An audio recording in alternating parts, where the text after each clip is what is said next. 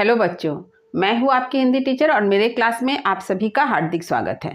आज मैं आप लोगों के समक्ष संवाद लेखन को लेकर उपस्थित हूँ। यह एक रिक्वेस्टेड वीडियो है। आपके परीक्षा में यह प्रश्न पूछा जाता है कि किसी दो मित्रों के बीच या डॉक्टर मरीज के बीच या फिर अध्यापक व छात्र के बीच से संबंधित किसी भी विषय को लेकर के एक संवाद लिखिए।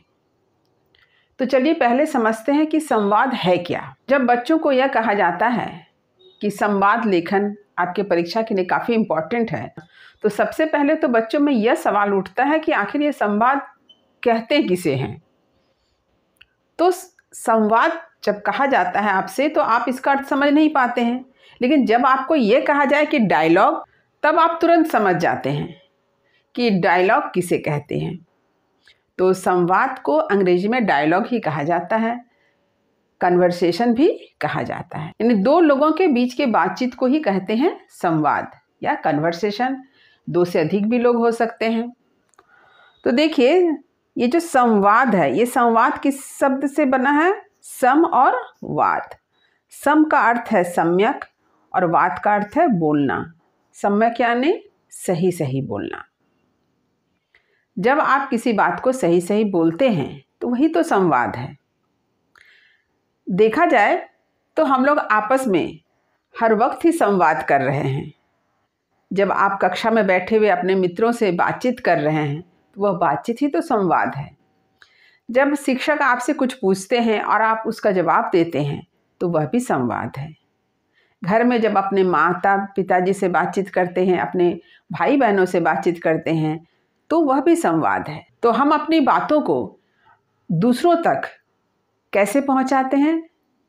संवाद के द्वारा। जब आप कुछ कहते हैं तो सामने वाला आपकी बात को समझता है। यानी समझने योग्य भाषा का प्रयोग भी करना बहुत ज़रूरी है ताकि सामने वाले को समझ में आए। किसी बात को स्पष्ट कहना भी बहुत ज़रूरी है। बातों को छोटे छोटे वाक्यों में कहना भी जरूरी है। इस तरह की बहुत सारी चीज़ें संवाद के लिए आवश्यक होती हैं। तो जैसे कि मैंने आप लोगों को बतलाया कि संवाद जो है सम जोड़ वाद को मिलाकर बना है, यानी दो शब्दों का मेल है। तो दो शब्द में सम उपसर्ग कहिए और वाद मूल शब्द है। यानी सही सही बोलना, सटीक बोलना, यही है संवाद। देखिए, वाद शब्द में सम उपसर्ग को लगाकर नया शब्द बना है संवाद। तो संवाद का क्या अर्थ है? देखिए, पहला बातचीत भी कह सकते हैं, वार्तालाप भी कहते हैं और संभाषण भी कहते हैं। यानी बातचीत, वार्तालाप और संभाषण, ये तीनों को ही संवाद कहा जाता है। यानी ये संवाद के अर्थ हैं। तो संवाद की परिभाषा आप क्या लिखेंगे? दो लोगों के बीच होने वाली बातचीत को संवाद कहते हैं। यदि आपसे संवाद की परिभाषा पूछी जाए तो आप इसे लिखेंगे। अब है संवाद लेखन का क्या उद्देश्य है, यानी आपको जो संवाद लिखने के लिए दिया जाता है परीक्षा में, तो आखिर यह क्यों दिया जाता है? इससे बच्चे क्या सीखते हैं?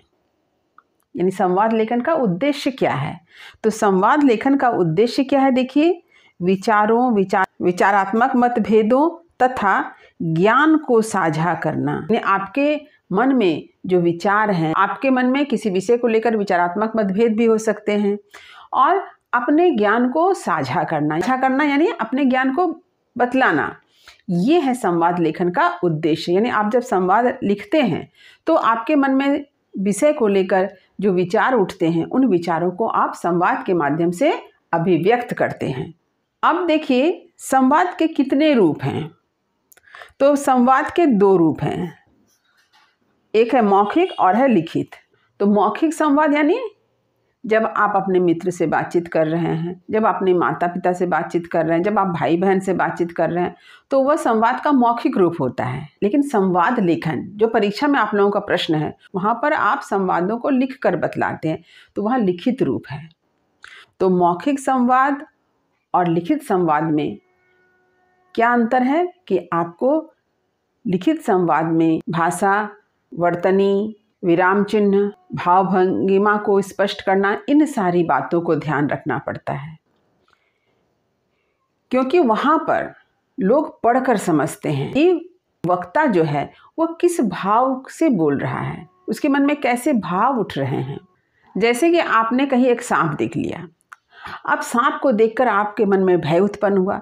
अब आप जब इस घटना को अपनी माँ से बतलाएंगे तो आपके चेहरे में क्या होगा, भय का चिन्ह देखा जाएगा। आपके बातचीत में, आपके बोलने में भय प्रकट होगा। यही बात जब आप लिखकर व्यक्त करेंगे तो आपको क्या करना होगा, कोष्टक यानी ब्रैकेट में इन भावों को लिखना होगा। जैसे भयभीत होते हुए, चिंतित होते हुए, ऐसे आपको ब्रैकेट में लिखना होगा ताकि पढ़ने वाला आपके भाव को समझ सके। यदि आप प्रसन्न होकर कोई बात कहते, वाह तुम बहुत अच्छे हो, तो लिखते वक्त आपको वहाँ पर वाह के बाद विस्मयादि बोधक चिन्ह को देना होगा, ब्रैकेट में प्रसन्नता के साथ लिखना होगा। तो इस बात का ध्यान रखना पड़ता है। अब एक बहुत ही महत्वपूर्ण प्रश्न है कि हिंदी में संवाद लेखन में किन बातों को ध्यान में रखना जरूरी है। जो अभी मैंने आप लोगों को बतलाया, इसे ही मैं यहाँ लिख कर समझा रही हूँ। इसे खूब ध्यान से समझिए, क्योंकि इन बातों को अगर आप समझ लेंगे तो आपके लिए संवाद लेखन काफ़ी आसान हो जाएगा। परीक्षा में किस विषय पर संवाद लेखन दिया जाएगा ये आप जानते नहीं हैं। परीक्षा में संवाद लेखन जो दिया जाता है वह किस विषय पर होगा यह कहना बड़ा मुश्किल है। इसलिए आपको क्या करना है, आपको संवाद लेखन को पूरी अच्छी तरह से सीख कर परीक्षा हॉल में जाना है कि किसी भी विषय पर अगर संवाद लेखन आए तो आप उसको अच्छी तरह से लिख लें। देखिए किन बातों का ध्यान रखना होता है। तो जो पहली बात है वह क्या है, तो संवाद बोलने वाले का नाम संवाद के आगे लिखा होना चाहिए। यानी जो बातचीत कर रहे हैं उनका नाम जो है संवाद के ठीक पहले होगा। उदाहरण से समझिए, देखिए जैसे मोहन और राकेश में बातचीत हो रही है तो ये दोनों नाम क्या है, ये संवाद है, इसके ठीक पहले लिखा गया है। देखिए मोहन राकेश। 2 नंबर देखिए, संवाद में स्वाभाविकता का होना आवश्यक है, अर्थात हर पात्र यानी व्यक्ति अपनी स्थिति, मनोदशा तथा संस्कार के हिसाब से बोले। यहाँ क्या लिखा है मैंने ब्रैकेट में, देखिए संवाद किस आयु वर्ग के पात्रों के बीच हो रहा है। कहने का तात्पर्य यह है कि आप जब संवाद लिखेंगे तो वो बहुत ही स्वाभाविक होना चाहिए, ये ना कि आप अस्वाभाविक ढंग से कोई संवाद लिख दें। इसके साथ ही साथ आपको ध्यान रखना होगा कि संवाद या वार्तालाप किसके बीच हो रहा है, जैसे मित्रों के बीच हो रहा है, या टीचर और स्टूडेंट के बीच हो रहा है, या माता और पुत्र के बीच हो रहा है। इसे आपको ध्यान में रख करके ही संवाद लिखना है।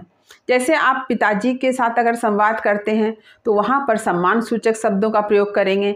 यदि आप किसी अध्यापक के साथ किसी छात्र के वार्तालाप को लिख रहे हैं तो वहाँ भी सम्मान सूचक शब्द का प्रयोग होगा। मित्रों के बीच जब बातचीत होगी तो वहाँ पर आप जैसे तुम का प्रयोग करेंगे, लेकिन अध्यापक के साथ, किसी बड़े के साथ जब आप वार्तालाप लिखेंगे, संवाद लिखेंगे तो वहाँ पर आप शब्द का प्रयोग करेंगे।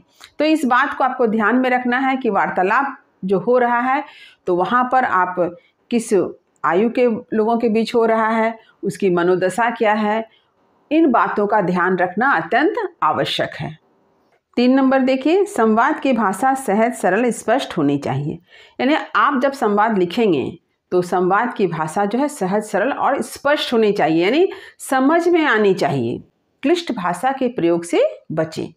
यानी पात्र जो बात कहेंगे वो सहज और सरल होनी चाहिए ताकि वह सामने वाले को समझ में आए, जो आपके संवाद लेखन को पढ़ रहे हैं उन्हें भी समझ में आए।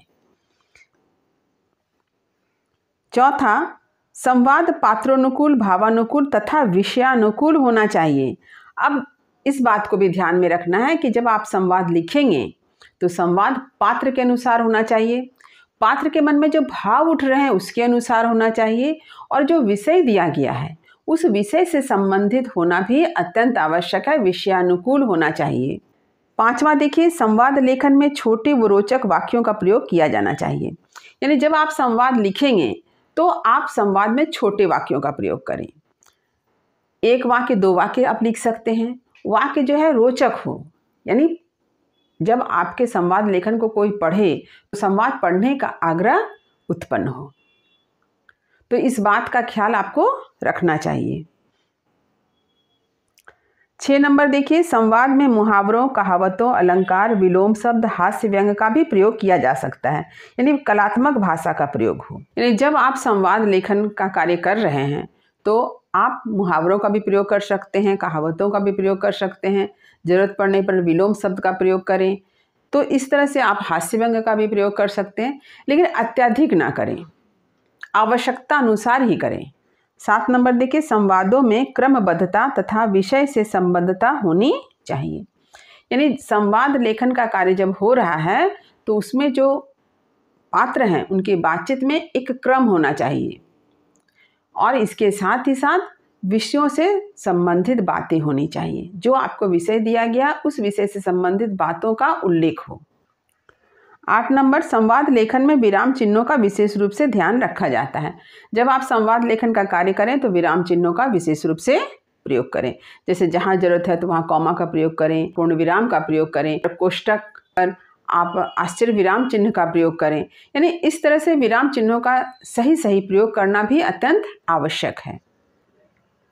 9 नंबर देखिए, संवाद लेखन में पात्रों के भाव, भंगिमा, मुद्राओं को कोष्ठक में लिखना चाहिए। जैसा कि मैंने आप लोगों को पहले बतलाया कि यदि कोई व्यक्ति प्रसन्नता के साथ कोई बात कह रहा है तो उसकी प्रसन्नता के साथ जो बात कहना यानी खुश होकर इस बात को आप कोष्ठक में लिखें। जो पात्र कुछ कह रहा है उसके मन में जो भाव उत्पन्न हो रहे हैं उसे आपको कहाँ लिखना है? कोष्ठक में लिखना है। 10 नंबर देखिए, संवाद के अनुपात का भी ध्यान रखना चाहिए। यानी आपको जो संवाद लिखना है तो यह संवाद 2 व्यक्ति के बीच होगा। दोनों व्यक्तियों के जो संवाद हैं वो एक अनुपात में हो। यानी अगर एक व्यक्ति ने 4 संवाद कहे तो दूसरे व्यक्ति का भी संवाद 4 होना चाहिए। इस बात का ख्याल रखें। ऐसा हो सकता है कि किसी एक व्यक्ति ने 5 संवाद कहे, दूसरे व्यक्ति ने 6 संवाद कहे हो, तो इससे ज़्यादा कोई फर्क नहीं पड़ता है। लेकिन ऐसा ना हो कि एक व्यक्ति ने 8 संवाद कहे और दूसरे व्यक्ति ने सिर्फ 4 ही संवाद कहे, ऐसा ना लिखें। दोनों के संवाद का अनुपात को ध्यान में रख करके संवाद लिखने का कार्य करें। तो इन बातों को ध्यान में रखकर यदि आप संवाद लेखन का कार्य करते हैं तो मुझे उम्मीद है कि यदि आप इन सभी बातों को ध्यान में रखेंगे तो परीक्षा में किसी भी विषय पर संवाद लेखन अगर दिया जाता है तो आप उसे लिख सकेंगे। तो अभी मैं आपके समक्ष 2 उदाहरण प्रस्तुत कर रही हूँ और उसे पढ़कर सुनाती हूँ। खूब ध्यान से सुनिए। कक्षा में देर से पहुँचने पर अध्यापक और छात्र के बीच संवाद। छात्र: सर, यहाँ पर देखिए विस्मयवाचक चिन्ह है, क्या मैं अंदर आ सकता हूँ? प्रश्नवाचक चिन्ह। अध्यापक बाहर देखते हुए: हाँ आओ। यहाँ पर देखिए अध्यापक ने जो बाहर देखा उसे आपने क्या किया? ब्रैकेट में लिख दिया, कोष्ठक में लिखा है। तुम अब तक कहाँ थे? यहाँ भी प्रश्नवाचक चिन्ह है। छात्र: सर, यहाँ देखिए आश्चर्य विराम चिन्ह, मैं गणित टीचर के पास गया था, कुछ सवालों के हल पूछने के लिए अक्सर मैं उनके पास जाता हूँ। अध्यापक: यह तो बहुत अच्छी बात है। देखिए यहाँ पर कॉमा यानी अल्प विराम है, पर समय को ध्यान में रखना भी आवश्यक है। यहाँ पर पूर्ण विराम।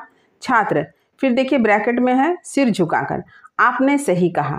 फिर पूर्ण विराम। अध्यापक: एक बात और, यहाँ पर मैंने कॉमा दिया है अल्प विराम, अच्छे रिजल्ट के लिए सभी विषयों पर ध्यान देना अति आवश्यक है। यहाँ पर पूर्ण विराम। छात्र: मैं आपकी बातें सदैव याद रखूंगा, मैं आपको कभी निराश नहीं करूंगा। यहाँ पर दोनों स्थान पर क्या है? पूर्ण विराम है। अध्यापक: ईश्वर की अनुकंपा सदैव बनी रहे, चिरंजीवी हो। यहाँ पर भी पूर्ण विराम। तो यह है छात्र और अध्यापक के बीच का संवाद। अब देख लेते हैं 2 मित्रों के बीच के संवाद को। तो 2 मित्रों के बीच का जो संवाद है वह है बढ़ती महंगाई पर। तो यहाँ पर किसी भी मित्र का नाम नहीं दिया गया है, तो आपको क्या करना है? आपको खुद से 2 नाम ले लेना है और उन्हीं 2 नाम से ही आपको संवाद लिखना है। तो यहाँ पर मैंने 2 मित्र का नाम रमेश और मोहन रखा है। तो देखिए रमेश: मित्र श्याम, कहाँ से लौट रहे हो? यहाँ पर देखिए प्रश्नवाचक चिन्ह है और मित्र श्याम जहाँ पर कहा गया यहाँ पर आश्चर्य विराम चिन्ह है। तुम्हारा चेहरा इतना उदास क्यों है? यहाँ भी प्रश्नवाचक चिन्ह है। मोहन: क्या बतलाऊं? प्रश्नवाचक चिन्ह है। बाजार गया था, यहाँ पर क्या है? अल्प विराम यानी कॉमा, पर महंगाई के कारण जरूरत का सामान भी खरीदना मुश्किल पड़ गया। यहाँ पर क्या है? पूर्ण विराम है। रमेश: तुमने सही कहा। देखिए चिंतित होकर, यहाँ पर जो बात कही जा रही है वो कैसे? चिंता के साथ। अब तो महीने भर का खर्च वेतन से पूरा नहीं हो पा रहा है। मोहन: सरकार को इस पर ध्यान देना चाहिए, बढ़ती महंगाई को रोकने के लिए ठोस कदम उठाना चाहिए। यहाँ पर पूर्ण विराम का प्रयोग हुआ है। रमेश, सरकार कठोर कानून बनाकर ही चोर बाजारी, काला बाजारी को नियंत्रण में कर इस क्षेत्र में कुछ कर सकती है कि आम जनता की मदद हो।